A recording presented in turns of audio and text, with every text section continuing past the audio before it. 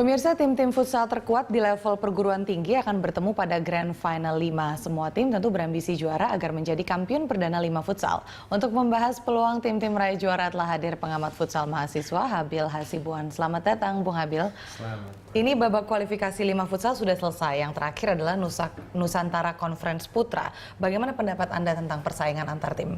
Kalau persaingan di tim Nusantara Conference sendiri dengan tim Greater Jakarta kualitasnya berbeda ya.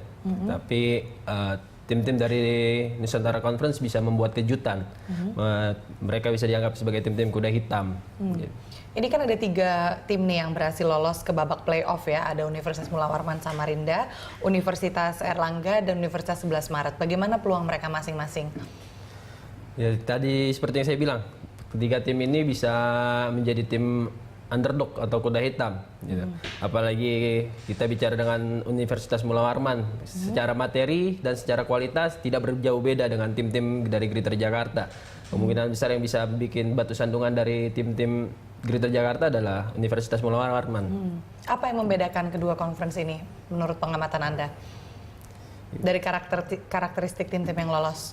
Ya, mungkin kalau dari karakteristik sendiri, mungkin kayak Universitas Mula Warman, pemain yang asal dari orang-orang timur, gitu kan. Jelas karakter permainannya berbeda dengan orang-orang yang Jakarta, Greater Jakarta dan Jawa Barat, gitu.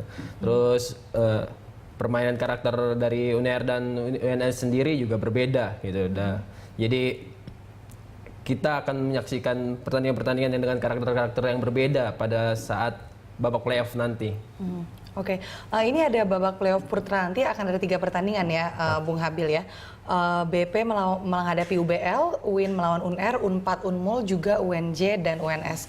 Komentar Anda terhadap keempat pertandingan ini, kira-kira partai mana yang akan menjadi paling seru dan diantisipasi? Kalau saya pilih yang pertama, antara BP yang akan menghadapi UBL, karena kedua tim ini udah saling bertemu, gitu. Tapi secara kualitas perbedaan mereka sangat sedikit, gitu. UBL sendiri dihuni oleh para pemain muda yang mempunyai motivasi tinggi untuk mengalahkan STBP, karena STBP banyak dihuni pemain-pemain yang sangat berpengalaman, gitu. Mereka pernah bertemu di babak penyisihan, walaupun akhirnya tim STBP yang memenangi pertandingan karena mempunyai banyak pemain berpengalaman. Itu yang membedakan. Nah, Bung Habil, sebelum kompetisi ini dimulai, Anda sempat mengatakan menjagokan STBP dan juga UNJ untuk keluar sebagai juara. Betul. Nah, bisa Anda jelaskan apa yang menjadi kekuatan kedua tim ini sampai Anda membuat prediksi seperti itu? Ya, tadi saya bilang STBP beruni banyak pemain-pemain syarat pengalaman, pemain-pemain muda berkualitas. Dan di UNJ juga sudah terkenal sebagai tim yang berlangganan juara dan sering melahirkan pemain-pemain futsal untuk timnas sendiri. Oh, jadi memang dari kedua universitas ini banyak yang kemudian main di skala nasional. Betul. Ya? Maka sangat besar kemungkinan mereka keluar sebagai juara. Ya. Lantas, apakah selain kedua tim ini, STBP dan UNJ akan ada kejutan dari tim-tim lain? Mengingat masih banyak juga tim yang lainnya. Ya, bisa dari Greater Jakarta saya bisa dari UBL bisa membuat kejutan jika bisa dapat mengalahkan STBP. Terus ada Universitas Mula Warman dari Kalimantan, mempunyai karakter yang hebat, karakter yang kuat sehingga kemarin tidak terkalahkan pada sesi Nusantara Conference. Terus ada UNPAD yang walaupun peringkat 5 di Greater Jakarta bisa bikin sandungan buat UNMUL sendiri, gitu. Jadi kalau UNMUL tidak atau menganggap remeh dari UNPAD sendiri akan menjadi bumerang buat UNMUL itu. Baik, Bung Habil, dari sekian tim yang barusan saja Anda jelaskan kepada saya yang cukup diunggulkan ya, apakah dari kesekian tim tadi ada pemain-pemain dari tim tertentu yang akan memegang peranan kunci dalam permainan tim itu sendiri? Ya, kalau di STBP ada Edi Junbule, terus ada Andre Harmaji, ada Fajar Jardel, sedangkan di UNJ ada pemain Liga Pro asal IPC Pelindo yaitu Indra Dekor Mana. Terus sedangkan di UIN kita tahu ada Farhan Obama yang menjadi top skor sementara di wilayah Greater Jakarta kemarin. Baik, itu kan tadi kita sudah bahas soal tim futsal putra di Nusantara Conference ya Bung Habil. Sekarang saya mau beralih ke tim futsal putri. Ini ada 4 tim asal Nusantara Conference yang akan bermain. UPI, UNJ, UBL, dan UNY. Bagaimana komentar Anda terhadap keempat tim ini?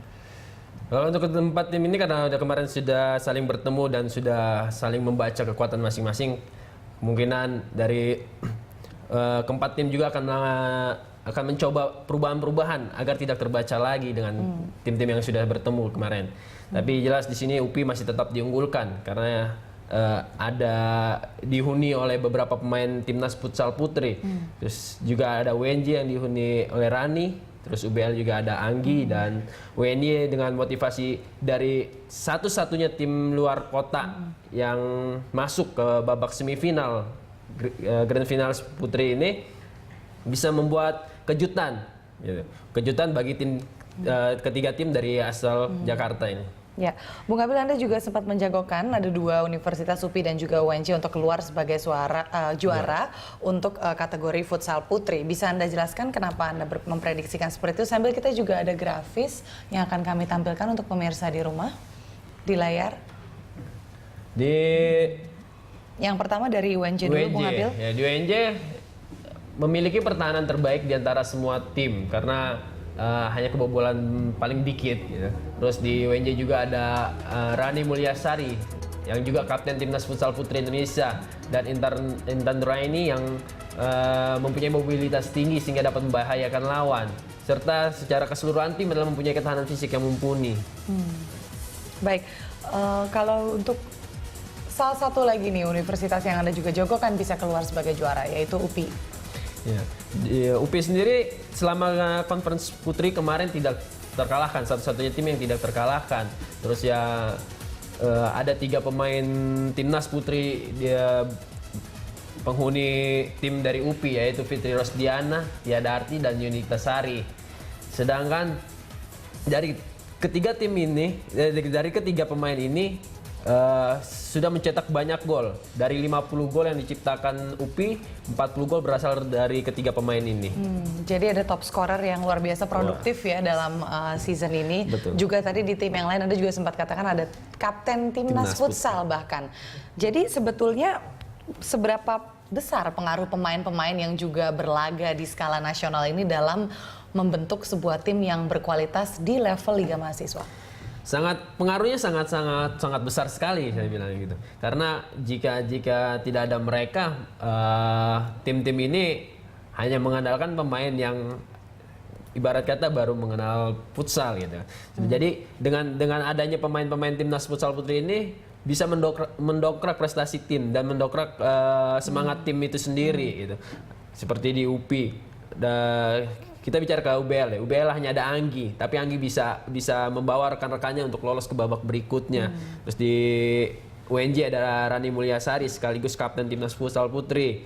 Dia sebagai motivator tim, sebagai playmaker tim, sebagai asis yang bisa dimanfaatkan teman-temannya dengan baik untuk menjadi gol. Baik, terakhir Bung Habil, silakan berikan tebakan Anda siapa kira-kira yang akan keluar sebagai juara baik dari futsal putra maupun putri. Sangat susah ya karena kualitas sangat merata, tapi kalau disuruh milih saya pilih di putra ada Setia BP, di putri saya pilih UPI Bandung. Baik, kita lihat bersama bagaimana jalannya kompetisi nanti. Bung Habil, terima kasih sudah berbagi informasi di Zona 5 sore.